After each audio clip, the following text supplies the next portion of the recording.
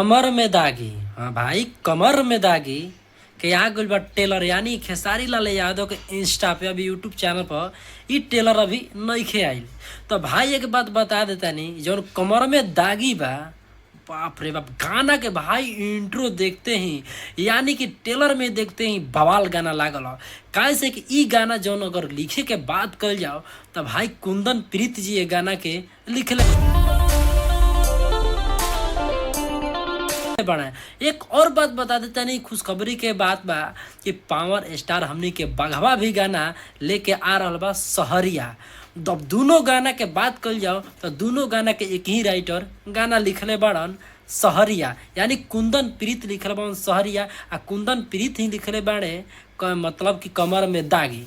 तो अब देखा जाता है आखिर दोनों भाई के यानी दोनों में के शेरवा के का ऐसन बात बा कि एक टाइम पर गाना आ रहा बा। वैसे तो पावर स्टार पवन सिंह के गाना का भी टाइम के मालूम नहीं के चलो कि कब बजे रिलीज हुई कहिया हुई, लेकिन खेसारी लाल यानी हमनी के हिट मशीन के गाना 31 तारीख के यानी कि 7:30 बजे गाना आ रहा बा। हाँ भाई 7:30 बजे गाना बिल्कुल आ रहा बा। तो रउरा लोग गाना देखे खातिर ना भूलाइ। काहे से कि ई जौन गाना बा बिल्कुल बवाल होई। आ एमे काम अगर करे के बात कल जाओ तो उहे मतलब कि बंगाल वाली सोना डे, यानी कपल के अगर बॉयफ्रेंड के अगर बात कर जाओ तो उहे मुकुल हड़े, सोना मुकुल के नाम से वो लोग प्रसिद्ध बा, बंगाल के रहे वाला बा। लेकिन खेसारी लाल भैया बिल्कुल कुछ नया ही काम करेले। काहे से कि मॉडल अब की बहुत उतरले बने कुछ अलग टाइप के, वो पूरा मतलब कि इंस्टा और उनका फैन फॉलोइंग के तो कमी नहीं के, लेकिन जे कर अगर खेसारी लाल के जे फैन हो तो खेसारी लाल यादव लिखे कोई, और सोना डे के जे फैन तो सोना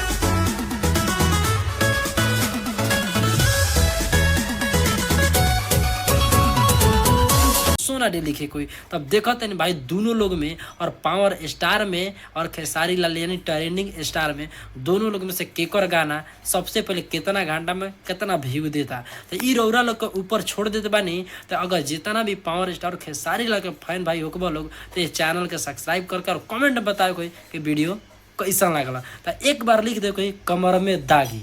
हाँ भाई कमर में दागी तो जरूर लिखे के पड़ी। काहे से कि तू लोग हवा जा खेसारी लाल के फैन, तो खेसारी लाल के फैन हवा जा तो हमरो फैन तो लोग के बने के पड़ी। तब ये मालूम चली कि आखिर खेसारी लाल के गाना यानी बाघवा के गाना चाहे ट्रेंडिंग स्टार के गाना कहाँ से कैसे आ रहा बा। तो चलिए यही के साथ लेत बानी अगला वीडियो में फिर से रोज से मिलब नेक्स्ट वीडियो में।